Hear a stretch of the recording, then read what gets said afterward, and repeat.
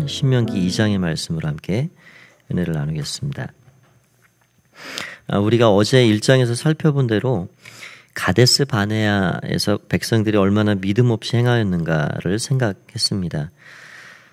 결국 하나님은 좋은 것을 예비해 주시고 주시길 원하시는데 믿지 못하고 신뢰하지 못하면 그것을 받을 수가 없는 겁니다. 누릴 수도 없습니다. 결국 믿음이 필요하죠. 믿음이.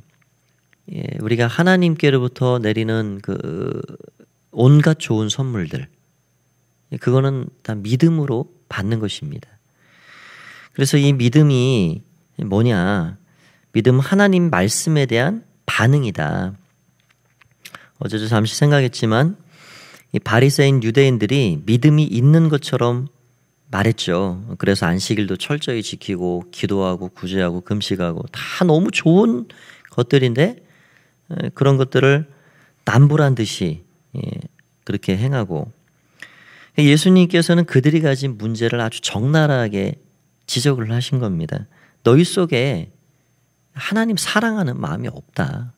하나님 사랑하는 마음이 없이 안식일을 운운하고 기도와 구제와 금식을 은밀히 보시는 하나님 앞에서가 아니라 사람들이 들으라고, 사람들이 보라고, 내가 어떤 사람인지 좀 알아달라고 그렇게 하는 것 자체가 너희 마음속에 하나님 사랑하는 마음이 없다. 문제는 외식도 문제고 형식도 문제고 교만도 문제고 다 문제지만 가장 문제의 핵심에는 뭐가 있냐? 하나님 사랑함이 없이 종교인들이 돼버렸다는 거죠. 종교인들. 사도 바울도 그런 이야기를 하고 있습니다. 고린도서 12장 21절에 22절에 만일 누구든지 주를 사랑하지 아니하면 저주를 받을지어다. 이게 참 무서운 말이에요. 주님을 사랑하지 않으면 저주를 받을 것이다. 그러니까 우리가 사랑 없이 행하는 것 자체가 그게 때로는 독이 된다는 사실을 우리가 알아야 합니다. 그래서 모든 일에 이 근거가 사랑이 되어야 합니다. 우리가 생각을 한번 해보시죠. 하나님께서 왜 인간을 만드셨나요? 사랑하기 때문에, 사랑 때문에 하신 거고요. 하나님께서 왜 우리에게 율법을 주셨나요? 우리가 계속 지금 모세오경 율법서를 공부하고 있는데 결국은 사랑하기 때문에, 신명기 이제 조금 있으면 나옵니다. 왜 이 율법을 주셨는가? 너희의 행복을 위해 주셨다. 이게 명시하고 있습니다. 사랑하기 때문에 우리도 만드셨고, 사랑하기 때문에 율법도 주셨고, 사랑하기 때문에 독생자도 보내주신 거고, 사랑하기 때문에 독생자를 십자가의 죽음에 내몰아 놓으신 거고, 사랑하기 때문에 우리에게 이 부활이라는 크신 은혜를 주신 겁니다. 그러니까 하나님이 우리에게 베푸시는 모든 은혜의 근거는 뭐냐? 사랑입니다. 그러니까 하나님은 사랑하기 때문에 우리에게 모든 것을 하시는 거죠. 그러면 우리는 그 하나님 앞에 내가 사랑하기 때문에 예배하고, 사랑하기 때문에 교회를 섬기고, 사랑하기 때문에 이 새벽 시간 빗속을 뚫고 이 자리에 나오고, 사랑하기 때문에 내가 여러 가지 삶을 살아가는가. 가정도 그렇죠. 이름과 껍데기뿐인 가정이 갈수록 많아지잖아요. 정말 사랑하기 때문에 내가 부부인가, 사랑하기 때문에 내가 내 부모님을 섬기는가. 이게 다 우리의 모든 주님을 섬기는 일부터 우리의 일상의 삶까지 내 삶의 행동 근거가 뭐냐. 여러분, 사랑이라는 알맹이가 빠져버리면요, 아무것도 아닙니다. 그래서 사랑이 없으면 아무것도 아니라, 사랑 없이 아무리 말씀을 외친들, 사랑 없이 기도를 한들, 구제한들, 그 울리는 꽹과리 같다는 거죠. 그래서 우리의 모든 삶의 근거는 사랑이어야 합니다. 사랑. 우리가 믿는 이 예수님, 우리 기독교가, 저는 그걸 상당히 싫어합니다, 사실. 우리는 기독교라 말하고요, 종교 가운데 하나로 생각할 수가 있죠. 세상 사람은 다 그렇게 생각을 하죠. 그런데 우리가 하루에 5번씩 그 알라 앞에 엎드리고 빌고, 이 이슬람은 기독교와 뭐가 다르냐? 어릴 때부터 그게 삶이에요, 삶. 예, 삶인데 그 이슬람이 그렇게 알라 마호메트에게 막 엎드리고 절을 하고, 또 뭐 법당에 가서 그 손바닥이 닳도록 그렇게 빌고, 그런 종교와 이 기독교의 근본적인 차이는 뭐냐? 그런 종교에는 하나님과의 사랑, 신과의 사랑, 신과의 교제, 신과의 동행, 이런 개념 자체가 없습니다. 무슨 알라와 무슨 교제하고 속삭이고 동행하고 그런 게 없는 거예요. 그냥 그들의 교리에 따라서, 교리 중심의 종교죠. 한마디로 종교입니다. 종교.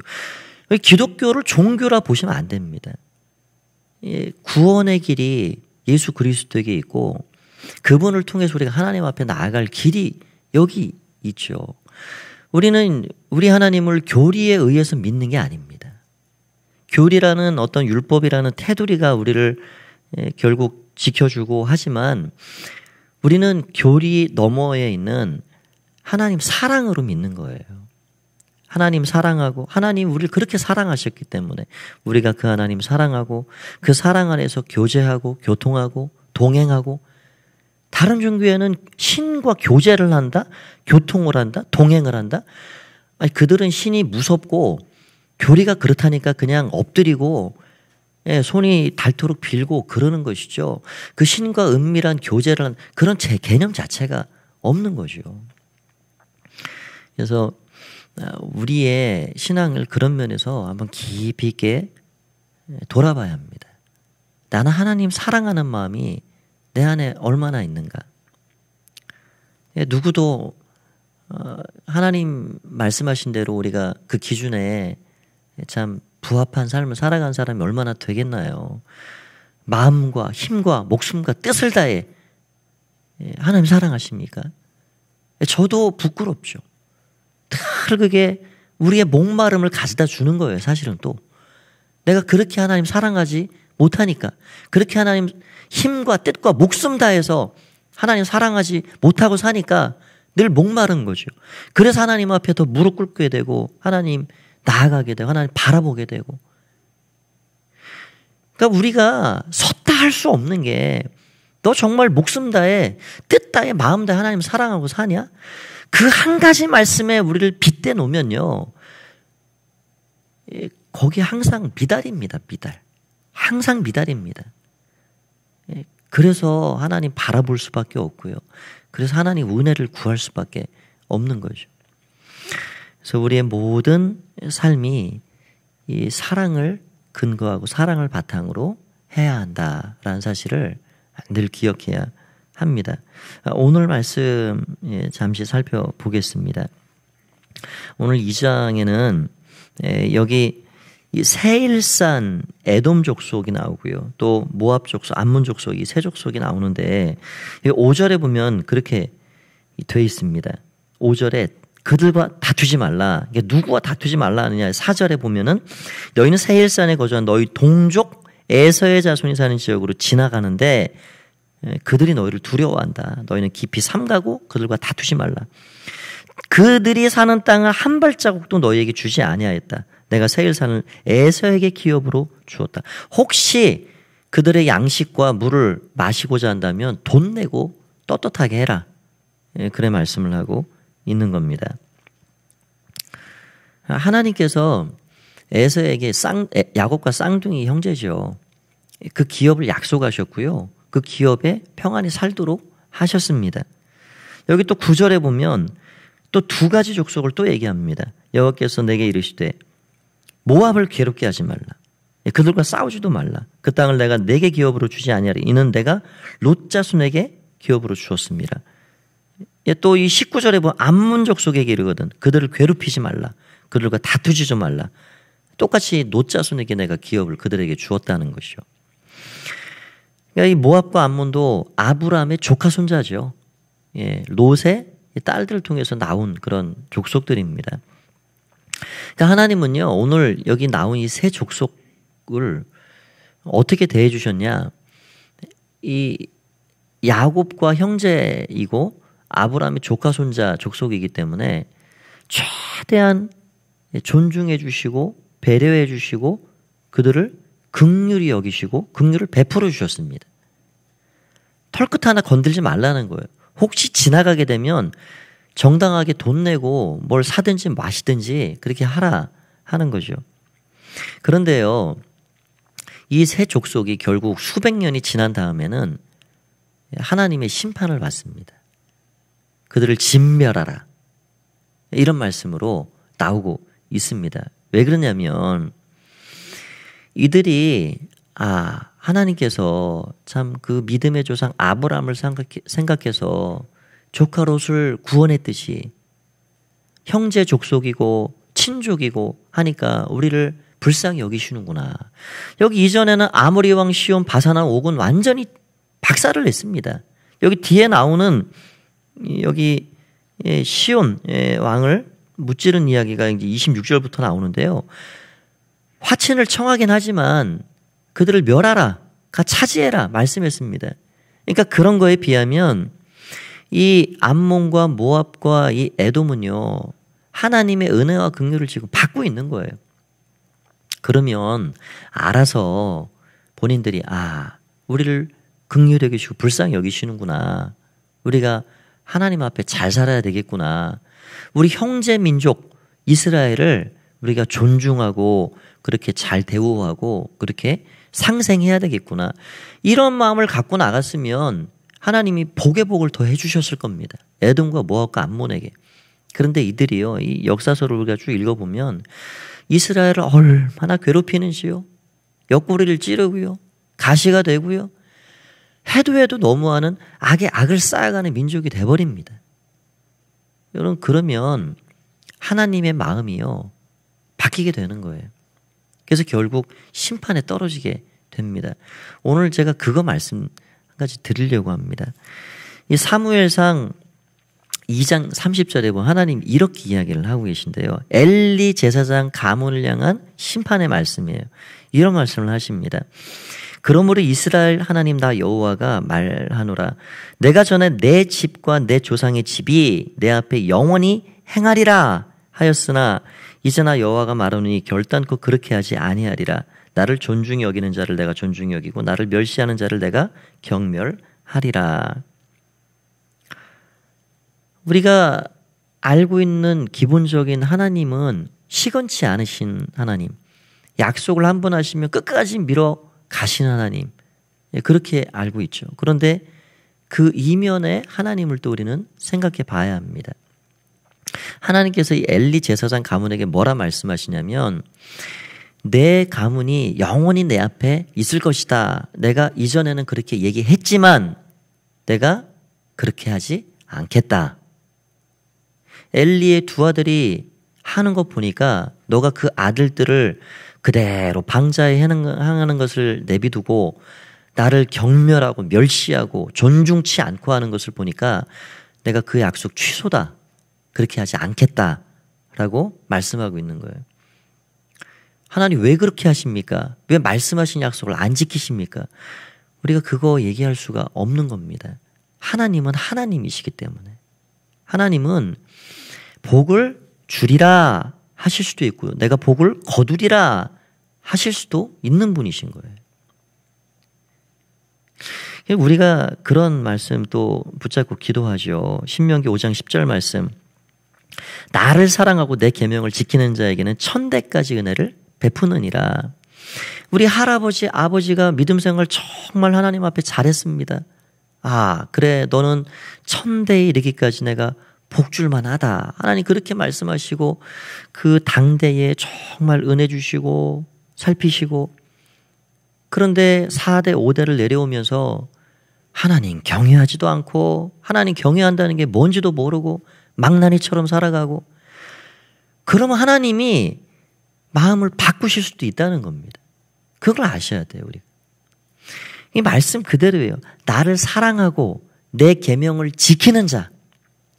그래서 우리가 그 하나님을 꾸준히 변치 않고 사랑하고 그 말씀을 끊임없이 순종하고 지키고 살아갈 때 하나님께서 복을 주시고 또 주시고, 그러니까 그 조상의 그 하나님 앞에 드렸던 믿음의 기도와 그런 행실이 금방 끊어지진 않죠. 당연히 그렇습니다. 꺼져가는 심지 같아도 하나님께서 결국 붙잡고 계시고 이어 내려가십니다. 왜냐하면 다윗을 하나님 기쁘게 여기셨고 다윗의 믿음을 통해서 그 다윗 세대가 21대를 내려갑니다. 결국 그렇게 꺼져갈 것 같고 끊어질 것 같은데 하나님 다윗을 보셔서 다윗에게 약속을 하셨기 때문에 결국 끄지 않으시고 끊지 않으시고 가신다는 거죠. 그러나 자기의 죄는 자기의 죄값을 받게 돼 있는 겁니다. 그래서 제가 이렇게 신방을 하면서 참 안타까운 가정들도 보죠. 4대를 내려오시고 우리 자녀는 5대입니다. 여러분 그게 꾸준해야 합니다. 나도 하나님을 잘 경외하고 섬길 뿐만 아니라 내 자녀들이 하나님 사랑하고 하나님 명령과 규례를 잘 지키며 살아가는, 그래서 그 하나님이 복의 복을 더하시는 그 은혜를 우리의 가문이 끊임없이 받고 살아가야 하죠. 우리 자녀들이 하나님 사랑하고 살아가는 거 어떻게 할 수 있습니까? 내가 먼저 하나님 잘 사랑하고 모든 일의 근거를 사랑으로 행하고 우리의 자녀들도 사랑으로 믿음으로 말씀으로 그렇게 세워가고. 여러분 그래서 우리의 신앙을 이렇게 한번 딱 펼쳐놓고 생각을 해보면 우리 인간들이 가지고 있는 기본적인 속성 중에 하나는 내 중심이라는 겁니다. 내 중심. 내가 기도한 거 하나님이 꼭 들어주셔야 하고, 여러분 그 하나님께서 우리가 기도한 거 다 들어주실 의무는 없으신 겁니다. 한번 생각을 해보십시오. 하나님이 내 기도를 꼭 들어주셔야만 한다. 아니요. 하나님이 들으실 수도 있고 안 들으실 수도 있는 거예요. 그 하나님 손에 있는 겁니다. 그러니까 우리 인간들이 가지고 있는 가장 기본적인 어떤 이 타락의 한 모습이 항상 신앙도 내 중심으로 한다는 겁니다. 그런데 그걸 여러분 무게중심을 내 중심에서 하나님 중심으로 옮기셔야 합니다. 빨리 옮기셔야 합니다. 신앙이 깊어진다, 성숙해간다 하는 거는 내 무게중심에서 하나님의 무게중심으로 이거를 옮겨가는 겁니다. 그게 신앙이 성숙한다는 거예요. 하나님 앞에서 하나님이 정말로 복 주실 만한 삶, 우리가 살아가면요, 복은 그냥 하나님 주시게 돼 있어요. 그래서 제가 가끔은 이런 말씀을 드릴 때 고민이 돼요. 제가 주일날은 이렇게 말씀드리지 않습니다. 이제 새벽 시간에 간혹 우리에게 부담이 되고 또 좀 이렇게 소화하기가 가끔은 어려운 말씀을 제가 드린다 싶은 생각이 들어옵니다. 그렇지만 제가 말씀을 드립니다. 고민이 돼도 드리고요. 그래서 하나님을 우리가 정말 잘 알아야 돼요. 우리가 지금까지 알고 왔던 그 하나님이 내가 100% 그 하나님을 제대로 알고 있는가? 하나님을 제대로 알지 못하면 우리 신앙이 이게 기초가 든든하지가 못합니다. 하나님을 제대로 알고 그 하나님을 그래서 바로 섬기고 할 때 하나님 앞에 정말 준비된 자로 쓰임받게 되는 것이죠. 우리 하나님을 잘 알아가야 한다. 그런 마음을 가지고 나가야 하겠습니다. 그래서 늘 하나님 앞에 우리의 마음이 아름답게 올려질 수 있도록 오늘 그걸 딱 우리에게 말씀해 주고 있는 거예요. 에돔 손끝 하나 건들지 말라. 모압, 암몬 내가 그들을 기업을 따로 주었다. 그들의 땅을 지나가거든 돈 내고 값을 치르고 가라. 하나님이 긍휼을 베풀어 주시고 배려해 주시고 하셨지만 그 민족은 하나님 앞에 하나님 그 주신 은혜를 끝까지 이어가지 못했습니다. 하나님이 주시는 은혜 우리는 끝까지 누리고 끝까지 하나님 앞에 그 복을 통해 살아가야죠. 그래서 변치 않고 신실한 믿음. 우리도 그렇게 살아야 할 뿐만 아니라 우리의 자녀들이 그렇게 하나님 사랑하고 하나님을 잘 섬겨갈 수 있는 자녀들이 될 수 있도록 늘 기도하고 하나님 앞에 우리 마음을 올려드리며 나아가야 할 것입니다. 오늘도 복된 날 되시고요. 늘 우리의 마음 중심이 하나님 앞에 맞춰지고 살아갈 수 있도록 살아가는 여러분 모두가 되시기를 간절히 축원드립니다. 기도하겠습니다. 하나님 아버지, 은혜를 감사합니다. 하나님은 하나님이십니다. 하나님은 내가 복을 주겠다 말씀하실 수도 있고 내가 복을 거두겠다 말씀하실 수도 있습니다.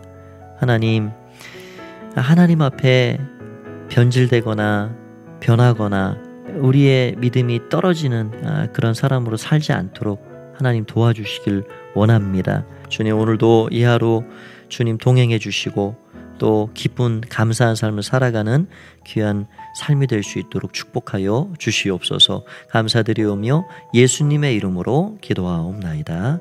아멘.